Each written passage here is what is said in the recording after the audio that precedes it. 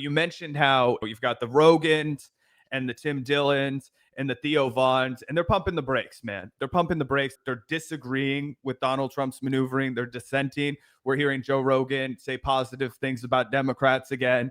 Theo Vaughn saying, hey, don't use me in your DHS videos, right? And we're seeing a bifurcation of the right-wing media space. And I think a big part of that is because you either decide right now you're getting off the ship, or you get on the ship that we talked a little bit about yesterday, and you bring a Holocaust denier on your podcast. Nick Fuentes says Israel's a bigger gross positive to America than Muslims. By the way, isn't that nuts that like these guys so quickly were like, actually this neo-Nazi Nick Fuentes, like as long as he like lowers the temperature on like his overt anti-Semitism, he's good by us. Like he's on Patrick Bet David. He's everywhere now. Immediately everyone was like, actually this is great. Like the word Nazi has no power anymore. And I know people will say, oh, it's because you called everything Nazi. This guy is a straight up Holocaust denying neo-Nazi, right? You can't just go straight for the Holocaust didn't happen.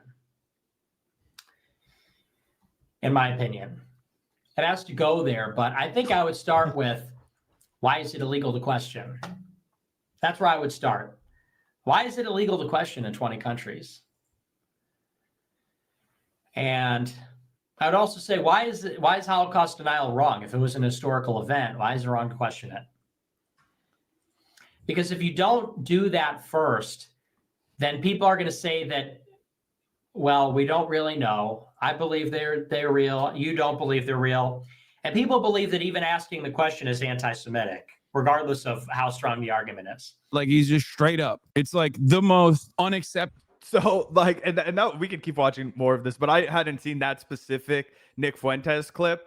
But it's like, that is where the Republican Party has gone. You know what I mean? That's where they're at now. And so people who are like at least somewhat normal, like they have some heart and soul. They're not willing to go like full on Holocaust denier or white supremacist. I think it's degeneracy if there's interracial marriage. I think, homosexual behavior is degeneracy. If you're not willing to go, full retard, excuse my language, then there's no home for you anymore.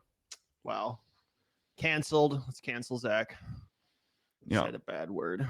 But yeah, no, I totally agree with you. And Hasan is absolutely correct, by the way, to point out, PBD's basically, assisting in the sanitization of Nick Fuentes. Because as we talked about on the show the other day, not only was Nick Fuentes on PBD, but now he's on Minect. He's one of the people that you can, connect with on Minect for like $50,000 per 20 minutes or whatever the stupid. It's like 5,800. Yeah, it's crazy. It's $350 per minute with a 15-minute minimum. That's an insane amount of money. You literally have to be like a fucking, like have a trust fund or like some insanely rich parents to afford that.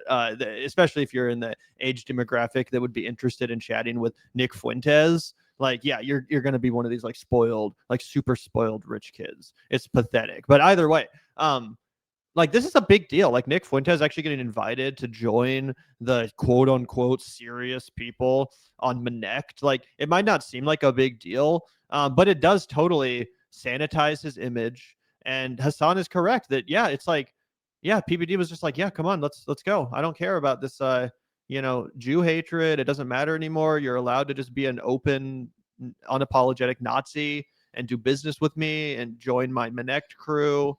It's crazy to see. He didn't even like try to debate him. Like it's at least the first time Alex Jones had Nick Fuentes on, Alex Jones was like, I'm going to debate you and talk about why I don't think Hitler is good. PBD was just like, I'm trying to get to know you. Hello, Nick. You're very bright, very, very young man.